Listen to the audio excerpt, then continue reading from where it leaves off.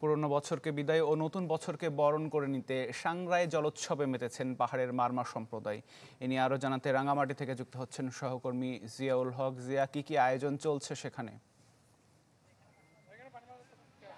আতিক, যেমনটি বলছিলেন আসলে যে পুরনো বছরকে বিদায় এবং নতুন বছরকে বরণ করে নিতে মারমা সম্প্রদায়ের যে বড় উৎসব, সামাজিক উৎসব বলা হয় যে সাংগ্রাই জল উৎসব, সেই উৎসবে মেতেছে এখানকার যে মারমা তরুণ তরুণীরা। এছাড়াও মারমা তরুণ তরুণী এছাড়াও এখানকার যে অন্যান্য জাতিগোষ্ঠী রয়েছে, চাকমারা, ত্রিপুরা এবং বাঙালি জনগোষ্ঠীকে দেখেছি যে এই উৎসবে আসলে অংশগ্রহণ করেছে।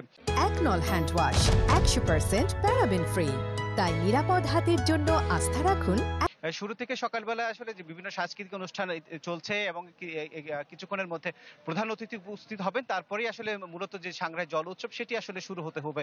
এখানকার যারা উপস্থিত হয়েছেন মারমা তরুণ তরুণী, তাদের সাথে কথা বলার সুযোগ হয়েছে। তারা যেটি বলছেন যে এর মাধ্যমে আসলে একে অপরকে যে মৈত্রী জলবর্ষণের মাধ্যমে পুরনো বছরকে বিদায় এবং পুরনো বছর যে দুঃখ গ্লানি আসে সেগুলো মুছে ফেলে নতুন বছরে যে আসবে সেই বছর যাতে তাদের ভবিষ্যতে ভালো কাটে সেটি আসলে প্রত্যাশা করে না তারা।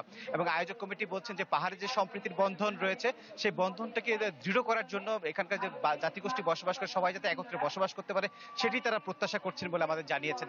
আতিক, এ ছিল রাঙামাটিতে জল উৎসবের সবশেষ তথ্য আমার কাছে। জি জি, অনেক ধন্যবাদ যুক্ত হবার জন্য। রাঙামাটি থেকে জানাচ্ছিলেন সহকর্মী জিয়াউল হক।